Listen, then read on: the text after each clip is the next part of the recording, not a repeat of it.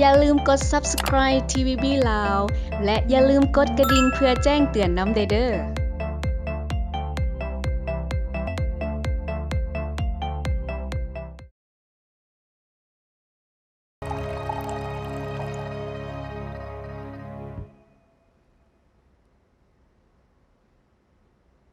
ขอให้พระองค์สบายใจเลยเรื่องดื่มนี่บ่มีปัญหาดอกขะหน่อยจะดื่มให้หมดเลยถ้าจังซั่นก็พอดีเลยคอยกำลังซอกคุณซึกมาลบกวนแม่ทัพมาช่วยออกก็แม่นได้คอยหากครองราชคอยย่านอภัยโทษนักโทษปกครองบ้านเมืองด้วยคุณธรรมเส้นว่าลุดพัสีดินาหับพรสำราญได้ที่พระองค์เว้าแบบนี้เพียงคือกับที่ทานลีเว้าเลยท่านลีเคยเว้าวะ งั้นพระองค์ท่านลีขอเข้าเฝ้า เชิญ โดยขน่อย ขน้อยลีเตอร์ยี่ถวายพระพรพระองค์ ตามสบาย ขน้อยมีเรื่องจะบอก คอยกับนายทหารกำลังดื่มเหล้าเพียงเฝ้าฟังขนาดนี้เหรอฮะ ขน้อยหัวอีกจักหน่อยทานจะบูรณะทางเมืองหลวงขน้อยบังอาจบอกขอถอนคำสั่ง ตอนนี้เอาเงินในคลังหลวงบรรเทาทุกข์ให้แก่ราษฎรผู้ประสบภัยน้ำท่วมก่อน บังอาจเรื่องบูรณะเมืองหลวงผมมอบให้คอยกับพงโยธาจัดการแล้วจะวิสิทธิ์เมาอย่างทั้งนั้นเลย หากขน้อยบ่บอกพระองค์เอง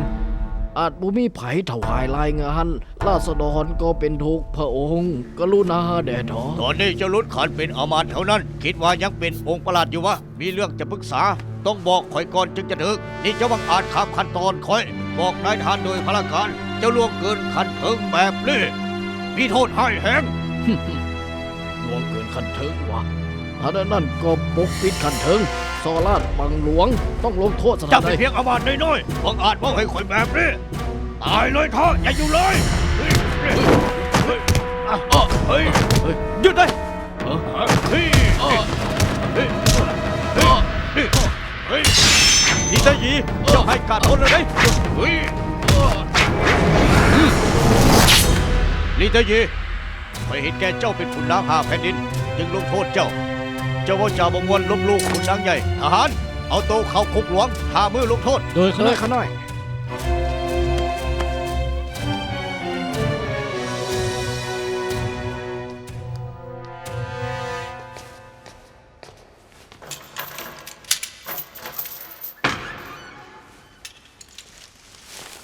ท่านลี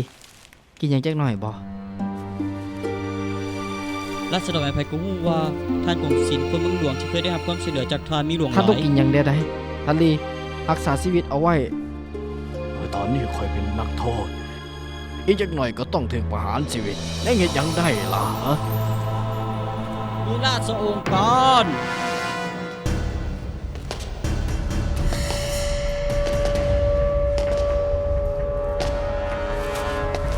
ลีเตอร์ยี่ฮับราชสงการ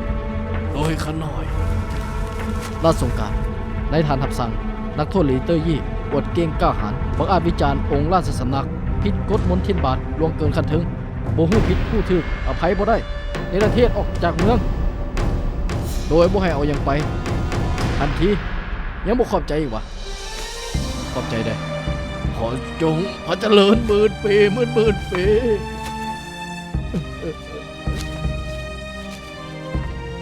เชิญลุกขึ้น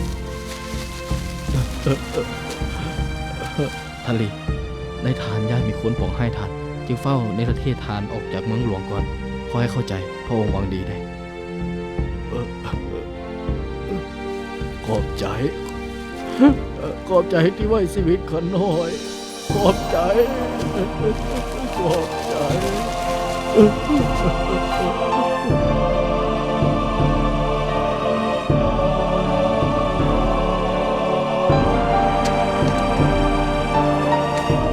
อ้ลีเตอรี่ออกจากเมืองหลวงแล้วเดินทางคืนนี้เลยลงไปจางโจวให้ทหารคุ้มครองอยู่ระวังทางต้องปลอดภัยแท้ พระองค์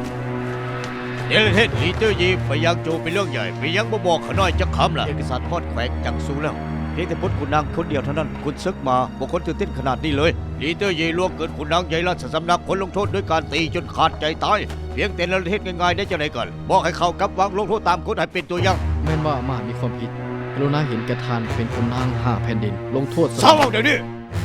จะเป็นเพียงแต่องค์ขลักษ์จับดาบน้อยๆเท่านั้นบางอาจมาสั่งสอนคอยเฮ็ดเวียกจะไหนกันเป็นตาหัวแท้ๆ เช่นอย่างเป็นองคลักษ์น้อยๆบ่มีสิทธิ์สอนคุณซึกมาเฮ็ดเวียกแท้ๆดอก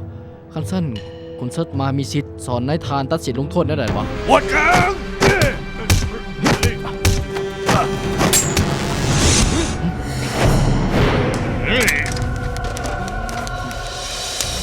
หยุดก่อนคอยห่างกับข้องลาดขออภัยโทษจิบบอยลีเตอร์ยีจากไป ให้เขาเท่าตายอยู่อย่างโจถือว่ามีคุณธรรม เพื่อบ่ให้เล่าคุณนางคิดว่าคอยโหดเหี้ยม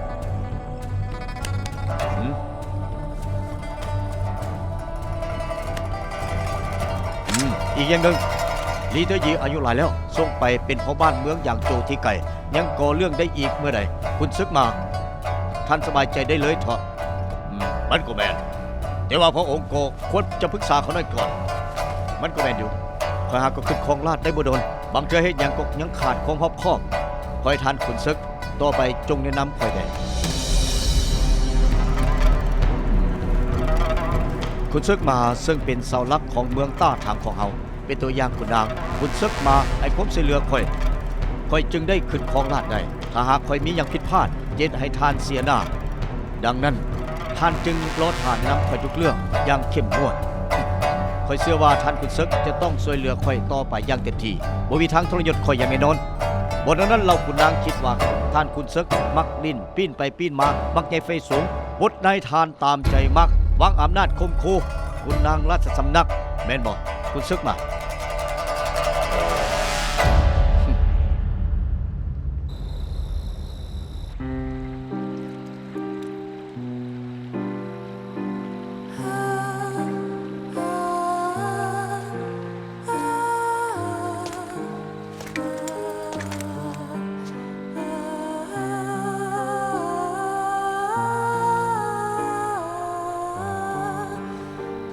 สันหา ท่านเก่ากรุณาสั่งรวมแด่ ข่อยหูเรื่องหมดแล้ว ท่านพ่อข่อยหลายมื้อมานี่หน้าทานเศร้าหลายบ่ได้จึงบ่ให้ข่อย บอกว่าให้เจ้าไปจากข่อยเป็นจังซั่นบ่ พอท่านเราถึกแล้ว พวกเขาสองคนพินิจของประเพณีบ่ได้ ถูกต้องเซียนหยันคิดออกเลยคือกันระยะเวลานี้ข่อยเฮ็ดหยังอย่างเห็นแก่ตัวบ่ได้เด็ดขาดข้อทำผิดก็คือเฮ็ดให้วงตระกูลข่อยเสื่อมเสียข้อที่2หักหลังหมู่สนิทบ่ได้ดอก หมู่สนิทที่เว้าถึงก็คือในทาน ในทานเป็นคนหู้ใจของข่อย ไว้วางใจข่อยจากไปอย่างมีแก่ตัวและก็ให้คุณธรรมบ่ได้ยิ่งกว่านี้พระองค์หากับของราชหากฐานยังบ่มั่นคงคนถอยมาเยือนจื้อยืนข้างจะปองให้พระองค์เฮาควรถวายการช่วยเหลือในทานก่อนเมื่อบ้านเมืองสงบสุขแล้วค่อยๆบอกความจริงใจของเฮาในทานมีคุณธรรมจะต้องจัดงานแต่งดอกให้เฮาแท้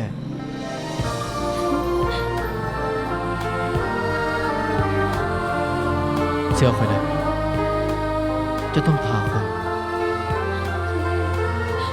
คอยจะทาคอยเชื่อว่าคอยจะต้องทาวันมื้อนั้นอย่างแน่นอน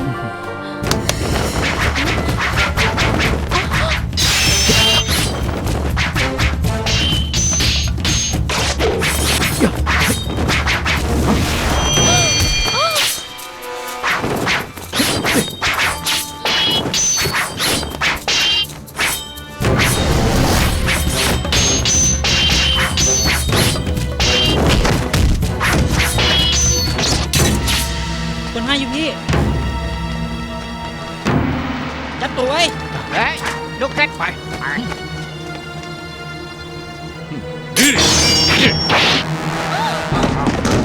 ถ่ายทอดคำสั่งคอยคุณผัววังอย่างละเอียดอาจจะมีคนให้ลุกลี้อยู่นี่ก็ได้อย่าพวกเขากลับไปนะเจ้าครับมีคนให้พวกเขามาในวังวะพวกเขาเห็นวังหลวงเป็นสถานที่อย่างคนสืบเรื่องให้ถึงที่สุดเด้อคุณซึกมาพระองค์กรุณาวางใจขน้อยจะสืบให้หู้เรื่องเพียงแต่ว่าคืนนี้ขน้อยบ่เพียงแต่ขาคนให้สำเร็จยังได้ยังมาอีกเลยได้ยังมาล่ะขน้อยได้ขับข่าวว่ามีสาวใส่เห็นเรื่องน่าอาย นัดพบผู้ชายอยู่ในวังคืนนี้เขาน้อยไล่จับคนให้พบพวกเขาพอดีคนที่เรื่องน่าอายนั่นก็คือหลิวซานฮาวกับเกาเซียนหยางนำผู้ชายผู้หญิง2 คนบุดีนี้เข้ามาให้นายท่านสอบถามเอง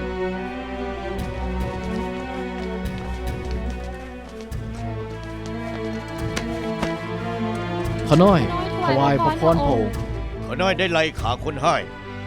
เห็นเกาเสียนหยางกับหลิวซานฮาวเบิ่งท่าทางสนิทสนมกันในยามวิกาลแบบนี้สายหนึ่งยิงหนึ่งอยู่แคมป์น้ำที่เปียวเห็นยังกันล่ะฮะ ขน้อยย้ำอยู่แถวนั้นบังเอิญเห็นผู้ช่วยหลิวลอยกระทงอยู่แคมป์น้ำจึงเข้าไปทักทายจังหน่อย คืนวันเพ็ญคืน15 ค่ำของทุกเดือนข้าน้อยก็จะไปลอยกระทงขอพรให้แม่ขอบทานเก่าโดยบังเอิญบ่ได้นัดพ ข บ น้อย กัน กับ เล ผู้ ย ช่วยหลิวล้มกับบุญหนึ่งก็มีคนให้โจมตีส่วนกุซึกมาปรากฏตัวในระยะนี้ขน้อยกับผู้ช่วยหลิวบ่มีหยังกันกรุณาพิจารณาแด่ท่าน บังอาจแท้ๆเลย ข้าน้อยไปลอยกระทงทุกคืนวันเพ็ญทุกเดือนเป็นประจำมาหลายปีแล้วหากคุณเซิกมาบ่เชื่อเอิ้นไฟสังกงก็ได้เป็นพยานได้ บ้าค่ายแท้ๆเจ้าเด็ด ข้าน้อยว่าเพียงความจริงบ่ได้ลวงเกินท่านคุณเซิก ในเมื่อเป็นการเข้าใจผิดกัน คุณซึกมาก็บุคคลเห็นเป็นเรื่องใหญ่เลยลุกขึ้นได้ ขอบ ขอบ ใจ ใจ พระ พระ อ อง ง ค์ ค์ ความจริงขุนซึกมาควรจะเอาใจใส่เรื่องไล่ล่าคนให้อย่างเดียวบ่ควรยุ่งเรื่องที่บ่เป็นเรื่องเสียเวลาล่า คอยมีวิธีปฏิบัติการของคอยท่านก็บ่ต้องเป็นห่วงดอก เสียนยังเพียงแต่บ่เข้าใจคนให้เมื่อคืนนี้ย่างเขาวังหลวงกระทันหันแต่เป็นอย่างขุนซึกมาคือจับดาบฟันเขาบาดเดียวยังประหารเขาอยู่ต่อหน้าข่อย ข้าน้อยบ่ฮู้ดอกว่าคืนนี้จะมีคนให้ยังเข้ามาคืนนี้อยู่บนที่เกิดเหตุก็เพราะว่ามีคนส่งข่าวมาให้ข้าน้อยก็เลยดักซุ่มเบิ่งตอนนี้ท่านเก่าอาจจะพ้นข้อกล่าวหาแต่ว่าหลิวซันฮาวปล่อยบ่ได้อย่างเด็ดขาดเพอคนกองมหาดน้อย มีคนเคยรับจดหมายจากหลิวซันฮาวแท้ ข้าน้อยบ่เคยเขียนจดหมายฮักให้ไผ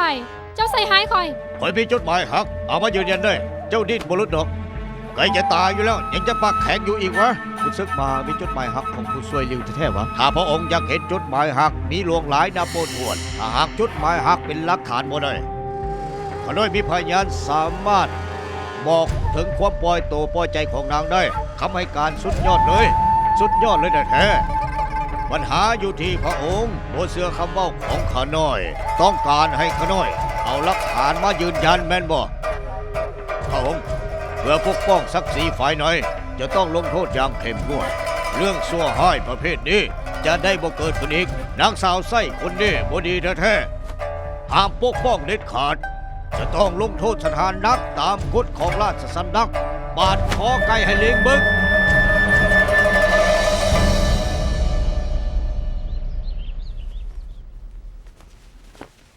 ซานฮาวสุภาพอ่อนโยนสงบเสงี่ยมว่านางเป็นคนใจแตกเป็นการใส่หายแท้ เรื่องนี้เป็นการใส่ห้าอย่างแน่นอน แต่ข่อยบ่เข้าใจเลยว่า เป็นอย่างมายวนจื้อตั้งใจเจในซานฮาวคนเดียวเท่านั้น เขาต้องการให้ในฝ่ายสร้างกรุงป่าไหนเท่าโตนี่เฮ็ดให้พวกเขาหลายเทื่อแล้วก็บ่สำเร็จ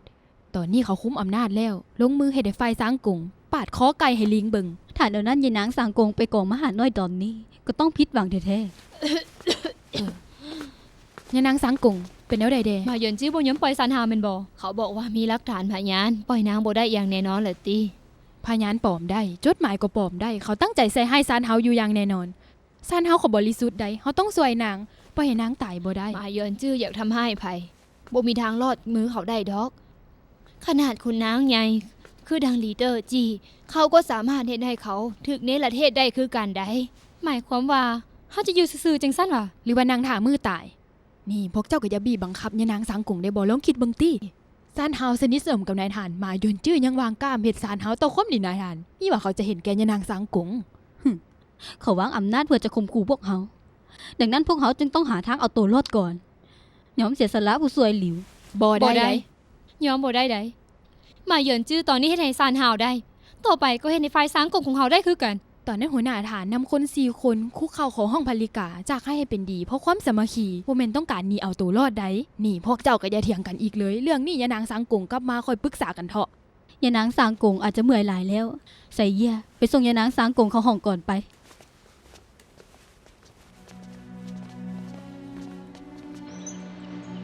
พวกเราใช้วิธีนี้แท้ๆว่ะจะต้องบอกยานางสังกุงก่อนยานางสังกุงห่วงหน้าห่วงหลังหลายๆเรื่อง เรื่องส่วนตัวคนอื่นก็บ่สนใจดอกถ้าทวงต่อไปสุดท้ายก็จะต้องซวยแท้ๆคนที่สามารถซวยซันเฮาได้มีเพียงเจิ้งไทเฮาคนเดียว พ่อนายหยวน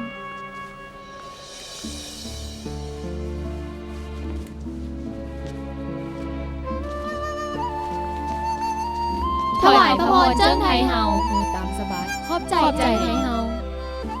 หัวได้หยวน เจ้าก็มาเพราะเรื่องผู้ซวยหลิววะไทเฮาสลัดลักแหลมขาน้อยขอเว้ากงๆซานเฮาเป็นนางสาวไส้ฝ่ายสางกงไทเฮาปกป้องฝ่ายในสร้างกองมหาดน้อยปล่อยตัวได้ทุกเวลาขอเฮ็ดแบบนี้ตั้งแต่ทำอิฐแล้วก็ขออนุญาตกว่าไทเฮา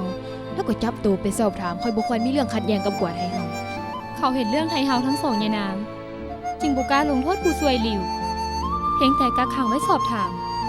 เขาตั้งใจปองห้ายเว้าแนวแดกก็ได้เพราะเขาเป็นผู้ซวยหลิวเป็นแบ่หับบาปโมได้จังไทเฮากรุณาซวยไกลเกลียให้แดปล่อยตัวพี่น้องข้าน้อย หรือว่า บอกให้นายทานช่วยเหลือก็ได้ เรื่องนี้ข่อยกับนายทานก็ใจห้อนหลาย แต่พวกเจ้าวางใจได้ผู้ซวยหลิวมีบุญคุณต่อข่อยสองไม่ลูกข่อยบ่ยอมปล่อยให้นางถึกใส่ให้ดอก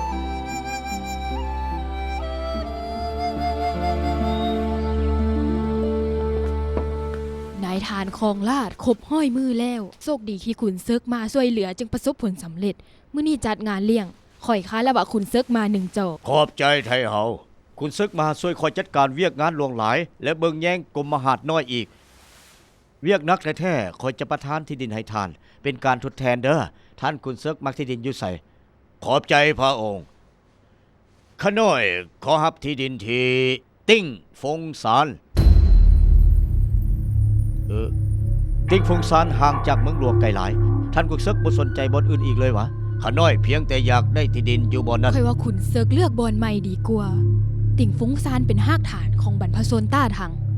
เป็นบ่อมังกรได้ ข้าน้อยอาจจะดื่มหลายโพดแล้วจนเมาเหล้าในใจคิดฮอดแต่บ่อนนั้นทิวทัศน์งดงามหลายบ่มีเจตนาอื่นดอกกรุณาอภัยโทษข้าน้อยขอเลือกใหม่ขอที่ดินจงนานซานได้บ่พระองค์เจ้าที่ดินของข่อยวะพระองค์ได้ที่ดินตอนนี้ก่อนของราชย์สงบมาหลายปีพอปุ๊บปั๊บโชคดีขึ้นของราชย์ทันทีแสดงว่าที่ดินแห่งนี้เป็นถิ่นวิเศษข้าน้อยขอปรารถนาโชคดีคือกับพระองค์เปลี่ยนเป็นคนละคนเลยแหละพระองค์ในเมื่อคุณซึกมามักคอยจะประทานจงนานสั้นให้ขอบใจพระองค์วันนี้ดื่มสลองน้ำกันได้บุคคลทำลายบรรยากาศคดีผู้ช่วยหลิวของไฟในควรจะให้เรื่องใหญ่กลายเป็นเรื่องน้อยลงโทษสถานเบาได้เหตุแบบนี้ผมได้เด็ดขาดเพราะเรื่องนี้เป็นเรื่องผิดศีลธรรมถ้าหากบ่ลงโทษสถานหนักพวกฝ่ายในก็จะได้ใจสุดท้ายจะเป็นอันตรายต่อพระองค์เอง นายทานหากก็ขึ้นคองลาดบ่ควรเกิดเรื่องอัปมงคลยังมีอีกใดกงกับสาวไส้สนิทกันมีตั้งแต่โดนแล้วความจริงมันบ่เหมาะสมเลยแต่ก็บ่มีหยังเสียหายท่านขุนซึกก็บ่ควรเฮ็ดเป็นกระต่ายตื่นโตไปเลย ถ้าว่าเข้มงวดเกินไป จะขยายความให้วุ่นวายละล่าสาววังจะต้องมีอคติต่อท่านขุนศึกแบบนี้บ่ค่อยดีเลยให้เสด็จแม่จัดการดีกว่าท่านขุนศึกจะได้บ่ต้องตกเป็นเป้าหมายถูกภัยโจมตีอีกเมื่อพระองค์ว่าแบบนี้ข้าน้อยก็น้อมรับคำสั่งเพียงแต่หลิวซันฮาวฝ่ายสร้างกงเห็นแบบนี้เหตุให้ชื่อเสียงเสียหายเจิ้งไทเฮาจะจัดการแนวไหนบ่ฮู้ ส่งไปเฮือนจำเฮ็ดเวียกหนักมีกำหนด1 เดือน แต่เฮาจงเมตตากฎมันก็ต้องเป็นกฎ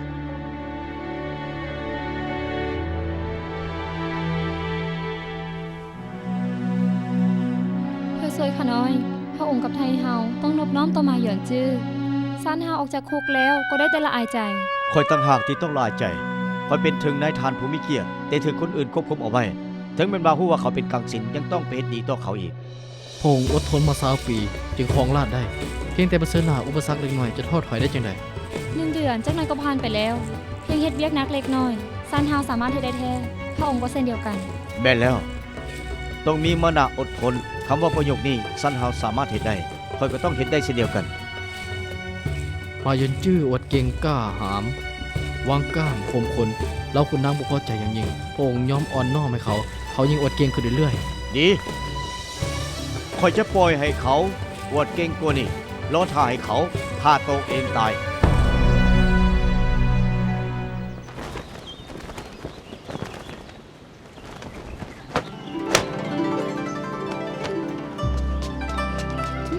ดี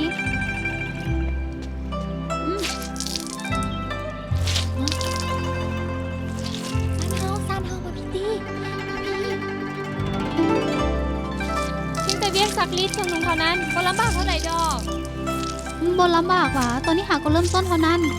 เพราะว่าตอนหัวค่ำมือของเจ้าก็จะหมดแหงจับไม่ถูกกับบ่ไหวแล้ว แม่นลำบากซ้ำใดก็ต้องผ่านไปให้ได้ นี่เพียงแต่เดือนเดียวเท่านั้น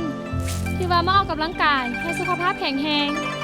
พักท้องแต่ต้องไหวแท้ๆไม่ต้องเป็นห่วงใครดอก พวกเราบ่ได้บอกว่าเป็นห่วงเจ้าจักหน่อย เบิ่งเจ้าตี้เว้าเสียงดังขนาดนี้เพราะว่าเจ้าแข็งแรงหลายบ่ต้องให้พวกเขาเป็นห่วงดอก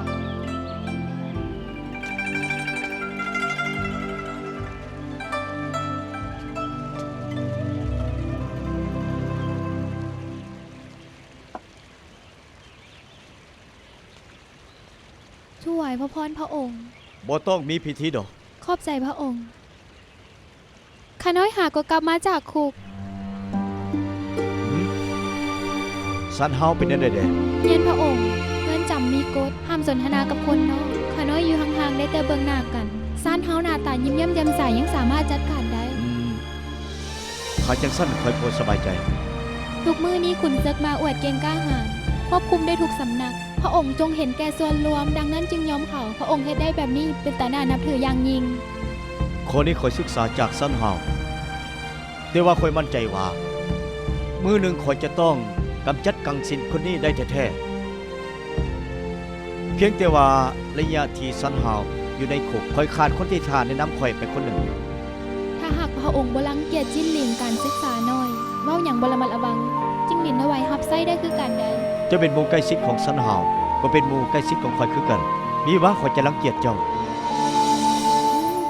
พระพุทธรูปทาสีคำส่วนกีบดอกบัวไส้ไม่ดำเบิ่งแบบนี้แล้วยังสง่างามกว่า อีกจังหน่อยเขาจะกลับไปเขาจะจดไว้เด้อ เดือนหน้าขึ้นหนึ่งคำก่อนเที่ยง เขาก็ส่งพระพุทธรูปมาฮอด เลิกยามหับพระพุทธรูปซักซ่าบ่ได้เด็ดขาด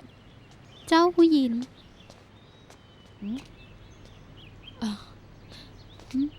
ว่าหน้าจง หัวหน้าจงหัวหน้าจง โอ้เป็นหยังต้องรบกวนให้บ้านผู้หญิงมาเอง หากต้องการอย่างก็ส่งคนรับไส้มาบอกก็ได้ มีเรื่องบางเรื่องจัดการเองดีกว่า ผู้ช่วยพานบ่ต้องเมื่อส่งคอยเมื่อคนเดียวได้ ค่อยครอบลาแล้วเด้ออ ม โอ้วังกี้นี่ค่อยเข้าเฝ้าไทยเฮามาอย่านางประทานขนมใส่เผือก2 กล่อง เพียงแต่ประทานให้ค่อยกับหัวหน้าหยินเท่านั้นใด เรื่องน้อยเพียงเท่านี้คนของกองเครื่องประดับก็จัดการเองได้หัวหน้าจง เจ้ากับหัวหน้าหยวนสนิทกันหลาย เจ้าจึงยอมหับคนไส้ของนาง พวกเขา4 กล่องหักแพงกันบ่เป็นอย่างดอกทาน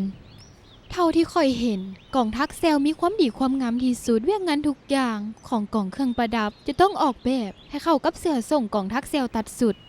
ว่านหูหยินย่องหลายพดแล้ว โอ้บ่เข้าใจแท้ๆเป็นอย่างไทเฮาต้องแบ่งรางวัลให้กองเครื่องประดับนำน้อค่อยว่าย่านางฮู้ว่าหัวหน้าหยวนเป็นคนใจแคบว่าอยากให้เจ้าสองคนพิดกันหวานหูหยินสร้างสังเกตแท้ๆเก่งกว่าหมอดูอีกหัวหน้าจงเธอก่อนเจ้าสวยสารหาวเขายังบ่ได้ขอบใจเจ้า เพียงแต่ตอนนี้เจ้าสวยคนอื่นนินทาลับหลังความดีลบล้างความผิดหมดแล้วนี่เหมือนจะบอกว่าค่อยเป็นหมอดูบ่ต้องมีไผบอกก็ได้ค่อยเบิ่งปรับก็ฮู้แล้วว่าจะเป็นแนวใดเบิ่งคือข่อยหยวนซื้อหยินยกเว้นหัวหน้าจงแล้วในวังหลวงเพิ่มมิตรคู่ใจอีกคนหนึ่งแล้ว โอ้ตายมิดครูใจขนมใส่เผือกนี่เจ้าไทยเฮาประทานให้อย่านางสั่งให้พวกเขาแบ่งกัน จะเอาเมื่อนำตี ขอบใจ บ่เป็นหยัง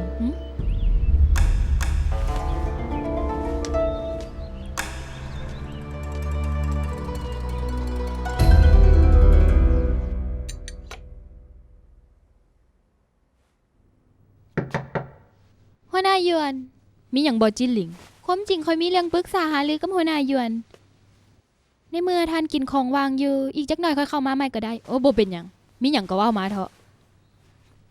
คือค่อยอยากจะเฮ็ดหน้าที่ของซานเฮาซัวคราวจนกลัวนางจะออกจากเงินจำนายทานหากองคองลาดกองเครื่องประดับเล็งเฮ็ดเวียกมาตลอดความจริงเวียกล้นมืออยู่แล้วตอนนี้รวมทั้งบ้านหูหยินอยู่ดีๆก็เพิ่มขึ้นมาอีกอย่างหลวงหลาย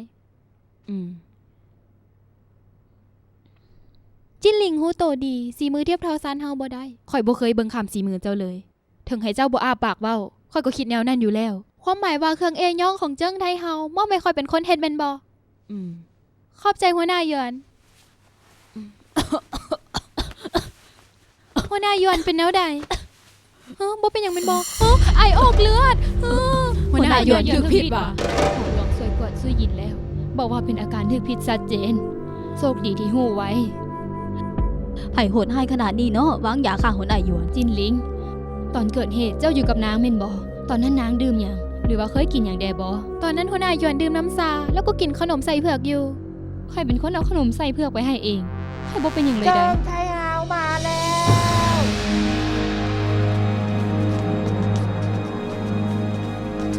ถวายพระพรเจิ้งไทยเฮา ลุกขึ้นได้ ขอบใจ เจิ้งไทยเฮา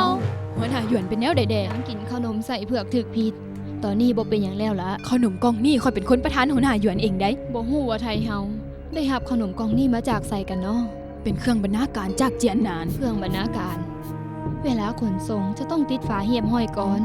ต้องส่งถึงฝ่ายไหนแล้วค่อยเปิดฝา ถ้าตามกฎก็ จื้อหลาน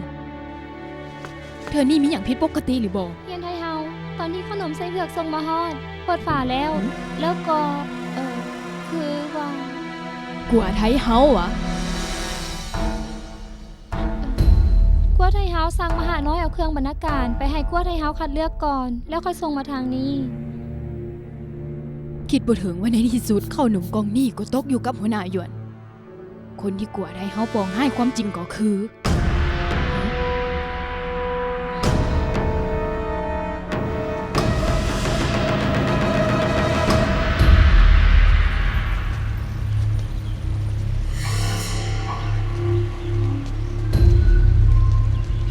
เว้ยตายแล้วขาดสติแท้ๆจือพิษคิดว่าน้องนัดมาสมดอกไม้ตอนดึกน้องอาจจะถ่าโดนละตีแม่นบ่ มาซ่าหรือว่าไว้ก็บ่เป็นหยังมื้อนี้นัดพบกันได้ก็ดีแล้ว ที่สำคัญคืออย่าอารมณ์บ่ดีทำให้บรรยากาศก็แล้วกัน บ่ดอกตอนนี้สบายใจอารมณ์ดีทุกมื้อเลย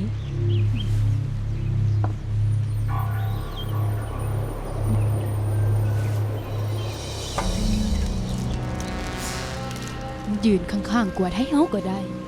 บ่ต้องคุ้มผ่าตวนแล้วบ่ต้องย่านหนาวเพียงแต่สายลมผ่านไป ก็อยากยู่เห็นลมแล้ววะบ่มีทางดอกฝันไปเถอะบ่มีทาง สุขภาพแข็งแรงยินดีอย่างยิ่งน้องเฮ็ดแบบนี้เพียงแต่ห่วงใยเท่านั้น กรุณาอย่าถือสาเลย บ่ดอกน้องบัวระบัดคนอื่นโดนจนเสี่ยวซานแล้วหนีว่ะจะสื่อสาหาความแต่น้องสุขภาพอ่อนเพลียตอนนี้ยังสดใสอยู่ควรจะนั่งเบิ่งดอกไม้เรื่อยๆเพราะระยะนี้มีเกียรติอาจบ่โดนปานใด เว้าได้ถูกต้องแล้ว จือได้ว่าแต่กี้ตอนที่เที่ยวอุทยานน้ำกัน อากาศก็ปลอดโปร่งเท่ามื้อนี้ชีวิตเกิดขึ้นมาก็ต้องเกิดแก่เจ็บตาย เมื่อถึงเวลากรรมลิขิตแล้วพวกเขาก็ต้องตายคือกันสิ่งต่างๆเปลี่ยนแปลงง่ายขอให้อย่าเฮ็ดอย่างตามใจตัวเอง แล้วก็ให้กาดกว่าเก่าอีกมันเป็นดังที่กล่าวไว้ระยะที่มีเกียรติมันบ่ยั่งยืนแล้ว มักแข่งอายุยืนจากคนอื่นที่สุดจะถ่าเบิ่งต่อไปเด้อจะลำบากขนาดใด อยากจะจากไปก็ต้องฟังน้องเว้าให้จบก่อนแล้วค่อยไปเคยบอกว่าน้อง เพื่อให้เฮาเมื่อมีเกียรติแล้วเฮาสั่งนั่งก็ต้องนั่งสั่งให้คุกเข่าเฮาก็ต้องคุกเข่าอย่างนี้ค่อยเป็นผู้ปกครองฝ่ายไหนค่อยบ่เห็นเรื่องวางยาทำร้ายชีวิตคนอื่นอีกขอเพียงเศร้าก่อเรื่องวุ่นวายเขาก็บ่สืบสาวเอาเรื่องก็ได้ คิดว่าเธอเจิ้งไทเฮาเห็นหยวนซุยหยินที่เป็นหัวหน้ากองเครื่องประดับสำคัญขนาดนี้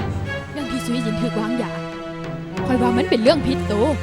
ค่อยเป็นผู้ปกครองฝ่ายไหนต้องรับผิดชอบขอให้เห็นใจแดฮู้ว่าเจิ้งไทเฮาลำบากใจ เอาแนวนี้เด้อจะไปสำนักซูหยินกวนไปขอให้หัวหน้าหยวนดีไวๆไทเฮานัดพบคนสร้างกงไปพร้อมกันติเฮ็ดดีตัวพวกเขาจะได้สบายใจว่าจังใดล่ะ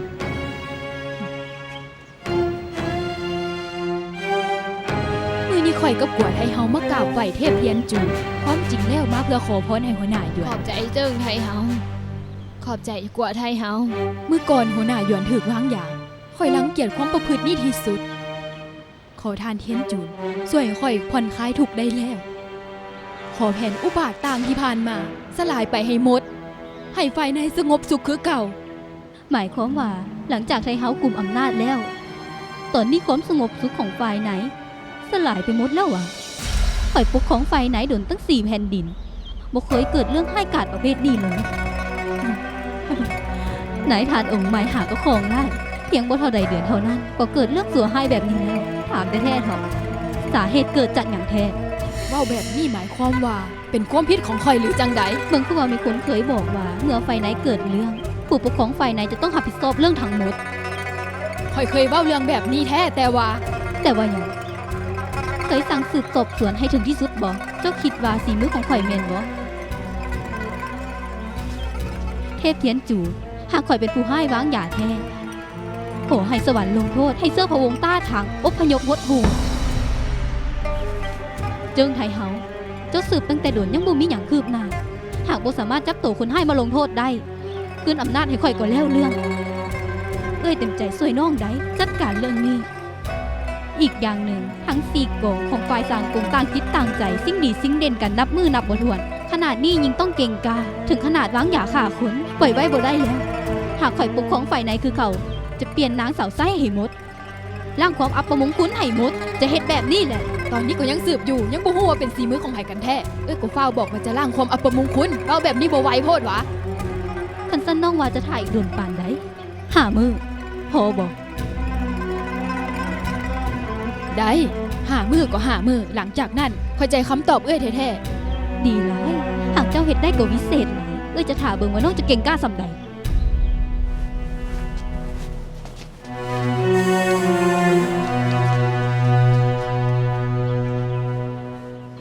คิดบ่ถึงแท้ๆกว่าไทเฮาสมกับเอาลูกหลานมาสาบานหรือว่าเรื่องวางยาบ่เกี่ยวกับไทเฮาแท้ๆพวกเฮาเข้าใจไทเฮาผิดต่างหากแม่น บ่ บ่ มั่นใจดอกคนเฮาเมื่อใจให้ขึ้นมาขนาดเทวดาก็บ่ย่านมีว่าจะย่านสาบานต่อหน้าคนอื่น ๆกว่าไทเฮานี่ใส่บ่ดีก็แม่นแต่ก็บ่เคยเว้าอย่างจริงจังขนาดนี้เลยได้แม่นบ่ล่ะฮะ หากอีนางตั้งใจวางยาเจิ้งไทเฮาเป็นหยังจึงวางยาเพียงแต่กองเดียว หากคนให้ตัวจริงบ่แม่นกวดไทเฮาถ้าแนวนั้นเป็นไผล่ะ หากบ่แม่นคนผิดถ้าแนวนั้นคนที่ถูกปองให้ก็เป็นหัวหน้ายวนคือกัน ความจริงนี่มันไผเนาะถึงขนาดวางยาเพื่อฆ่านาง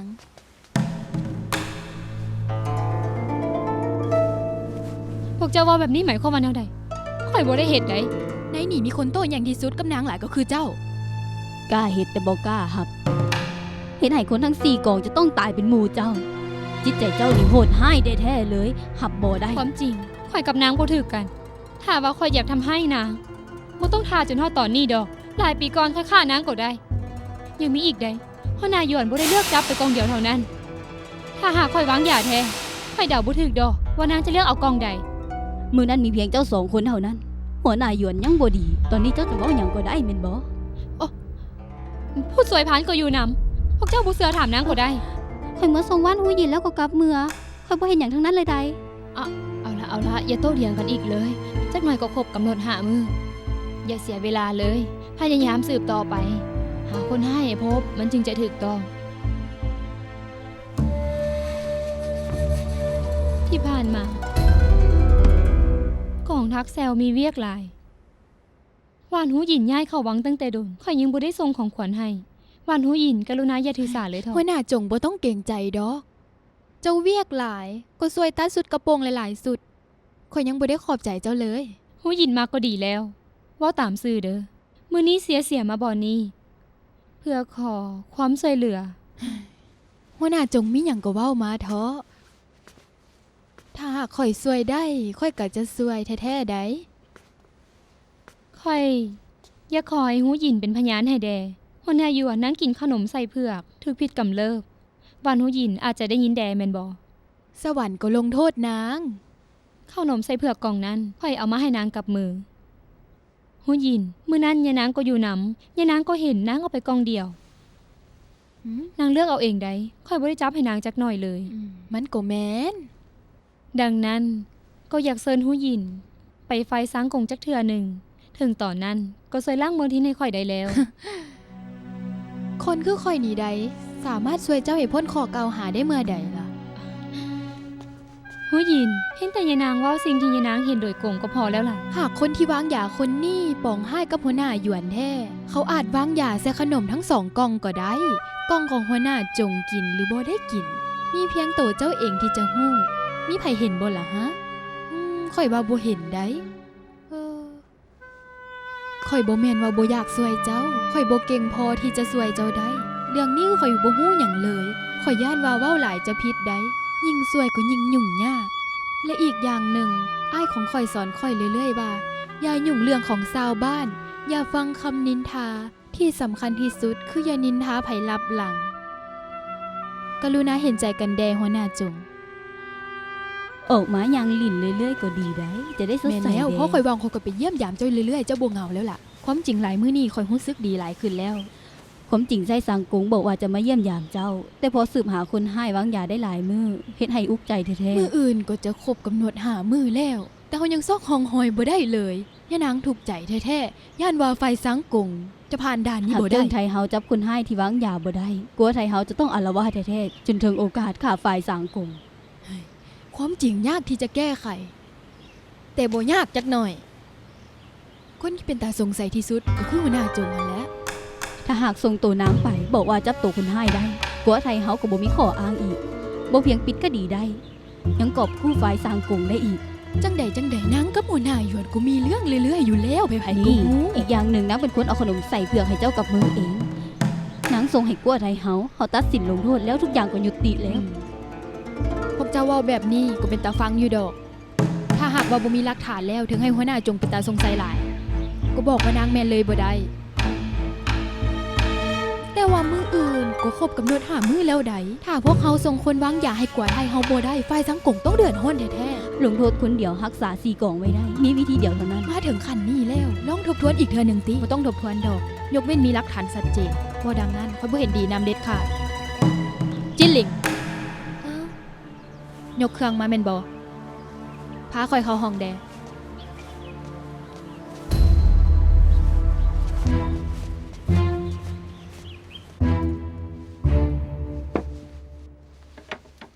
หมอหลวงลงมากวดสุขภาพของทานแล้วบอกว่าเป็นแนวใด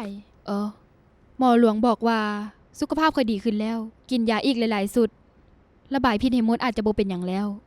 ฮะพิษเข้าห่างกายแล้วยังมียาปิ่นป่วยได้ จิตใจโหดเหี้ยมบ่มียาปิ่นป่วยได้แท้ๆเจ้าจะว่าแบบนี้ติพวกเขาคิดอย่างง่ายๆกว่าไทยเฮาตั้งใจให้ในเจิ้งไทยเฮาบ่แม่นจะจับไผก็ได้ส่งให้ยะนางแล้วเรื่องนี้ก็ผ่านไปได้ง่ายๆได้มันก็แม่นจะต้องมีหลักฐานยืนยันว่าดังนั้นก็ได้เฮาเจ้าเรื่องว่าพวกเขาจับแบ้ฮับบ้าเพิ่มโทษอีกเทื่อนึงได้ย้ำเกิดเรื่องแบบนี้คนเฮาก็ต้องเอาตัวรอดแล้วถึงยอมทรยศหักหลังหมู่คิดว่ารักษาชีวิตไว้ได้โหดเหี้ยมแท้ๆเลยทุกเรื่องมีกรณีพิเศษคือกับหัวหน้าหยวนตัวเองถูกพิษเกือบตายแต่ยังบ่ยอมหับหัวมือกับคนอื่นใส่ให้ไปสิหัวหน้าจงกรณีพิเศษนี่คือสารหาวกับเจ้าสองคนหักกันเปรียบเหมือนคือพี่น้องกันเท่ากับบอกให้ข่อยฮู้ว่าอยู่ในวังมีหมู่ที่จริงใจต่อเฮาแท้ๆหัวหน้าหยวนเครื่องเอย่องของเจิ้งได้เฮาสำเร็จแล้วทานเบิ่งแม้มีบ่อนใดต้องแก้ไขอีกโอ้เฮ็ดได้ป่านีดหลายเพียงแต่บ่อนนี้ยังเพิ่มลวดลายอีกหลายแดฮู้บ่บ่อนเกสรดอกไม้ติดคำลงแดดจักหน่อยก็ยิ่งตะการตาแล้วฮู้แล้วเป็นอย่างหัวหน้าหยวนข่อยรู้สึกเจ็บท้องเล็กน้อยต้องไปน้ำหมอหลวงบ่บ่เป็นพอท้องใส่ข่อยยังบ่ค่อยดีพักผ่อนอีกจักมื้อนึงจึงจะดีเจ้าตักน้ำซ้ายข่อยกินได้ดูเจ้าโอ้ยนี่เด้อ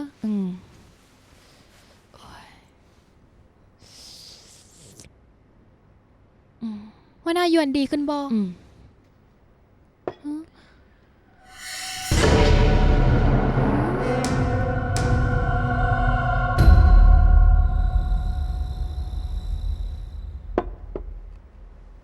กำหนด5มื้อใกล้จะฮอดแล้วถึงตอนนั้นฝ่ายสังกงมีสภาพคือตอนนี้หรือบ่ก็บ่มีไผฮู้มื้อนี้ก็เลยเชิญพวกเจ้ามากินข้าวถือว่าเลี้ยงตอบแทนหรือว่าเลี้ยงอำลาก็ได้เรื่องราวครั้งนี้เฮ็ดให้ทุกคนต้องวุ่นวายค่อยรู้สึกเสียใจจึงแต่งอาหารพื้นเมืองลูกซีนเผือกเป็นพิเศษให้ทุกคนลองชิมเบิ่ง บ่เคยซิมฝีมือเจ้าหลายปีแล้วได้เนาะมีให้กินก็กินเหาะบ่ดังนั้นอีกจักหน่อยเพียงแต่คิดถึงก็บ่มีโอกาสแล้วล่ะ เฮ้ยบ่มีไผฮู้เรื่องต่อไปแท้ๆดอกยานางสังกงเซิน โอ้ หัวหน้าทาน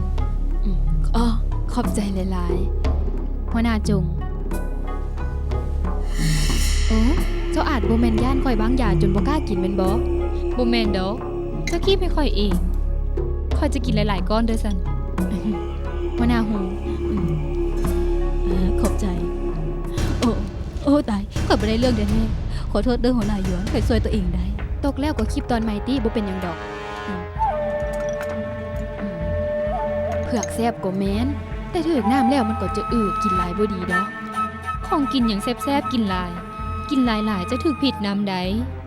ถ้าเบิ่งติ แต่กลมกันข้าม สิ่งที่มีผิด เช่นว่าสารหนูถ้าใส่ปริมาณเหมาะสมก็ใส่เป็นยาปวดคนได้ ยกเว้นแต่สารหนูผงคัดเงาก็มีผิดเช่นเดียวกัน แต่ถ้าใส่อย่างเหมาะสมก็บ่เป็นหยังเบิ่งคือกองศิลป์เดือนผ่านมาก็เพิ่มตื่มเล็กน้อยแม่นบ่ เจ้าแม่นถ้าแนวนั้นต้องระวังตัวให้ดีเด้ออย่าเฮ็ดหยังผิดพลาดเด็ดขาดถ้าป้าป่นไปกับอาหาร ห้องอาหารก็จะเดือดร้อนไปหมด ผ ทุก ง คน คัดเงามีพิษรุนแรงข่อยระวังตัวอยู่แล้วข่อยเก็บไว้ในกล่องลับใส่กุญแจเหียบห้อยแล้วบ่ต้องเป็นห่วงเป็นหยังกัน ข่อยไปห้องศิลป์มาแล้ว เปิดกล่องลับเงียบห้อย แต่ในนั้นบ่มีผงคัดเงาเลย คนที่วางยาข่อย ก็คือเจ้าหั่นแหละ